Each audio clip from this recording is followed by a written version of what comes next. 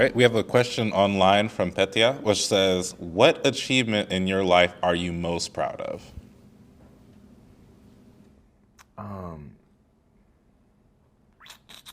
You know, I like to think that like I've made my brother proud because I think that was the one time that I've said, and the reason why I hold Queen Latifah so high, by the way, she followed me on Instagram today. Took her 30 years. I don't understand this woman. When I think about my reverence for her is because when he did die, suicide was a thought. I mean, it wasn't like a plan. I wasn't like Jada Pinkett riding around looking at the mountains to drive off of, which by the way, she's a hot ass mess. Y'all need to go find Will and Jada for real. Just take her phone from her, because she tweet one more thing about alopecia, I'm gonna call the authorities on her. But I did buy her book though, because I want to read the details. No, so like I think for me, the proudest moment is like being able to collect myself and not lose it.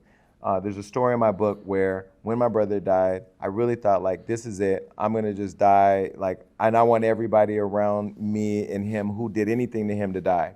My brother Chris, I think he took advantage of my weakness. And this was another lesson. Everything I've been through, I really try to pay attention to the lesson at all. My brother knew that I was weak, and he knew that I was gullible and would do anything because I was being reckless. And he calls me and he says, I know somebody that robbed our brother. And I said, who? And he told me who. So I called my friend, one who was in the military, one who was just a regular guy I went to school with. And I'm like, yo, get my brother, we got my brother's guns. We're going to go to this place. We're going to go kill this guy who robbed my brother. So my friend Miles, who's like, what? Like, we're going to do what? It's not funny, but if you can see Miles, like this little frog guy, he's like, we're going to do what? I'm like, you can drive, because clearly you ain't. Clearly you're not going to be able to shoot. You going to drive the car. So Miles drives the car, and we go there, and I'm like, you wait outside, don't leave. We go in, we put these hoodies on and these masks, and we literally are going in with the intention to kill this person. I remember saying I remember thinking, I wrote in the book, that I was so full of rage that whoever opened the door, we were just gonna kill him. Kid, mother, father, grandmother, wheelchair, not, baby, whoever, we gonna kill whoever's in that house and whoever opens that door, because that's how much rage I had at the time. And I remember us looking back now, so crazy, walking through this apartment building with the lights on in the evening. Anybody could have just walked out of these guys walking with hoodies and masks on with these guns. It could have just been a mess, right? But nobody came out, and I knocked on the door.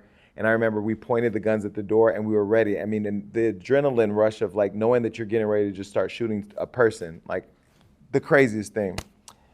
Nobody opened the door. And so when I write the book, God Must Have Forgotten About Me, all the lessons is like, could you imagine had that door open? I wouldn't be sitting here right now. So the one thing that I'm proud of is that I worked through all that shit. I mean, we did other things to hurt other people, but you know, I realized none of that made me feel better. But what made me feel better was that I was able to pick myself up and keep moving. And so now when I get all the accolades, or when I even have in this moment being able to tell my brother's story, I'm like, yo, I know for sure that my life has purpose to it. Like all the little red carpet shit, you're over here with Rihanna and over here on this talk show and in this photo show. Oh, yeah, that's great. That's great. But when I know for a fact that everything was stacked against me to get here, that in spite of it all, I'm still here and I'm just barely getting started. Like, yeah, like I think that's the thing I'm the most proud of, for sure.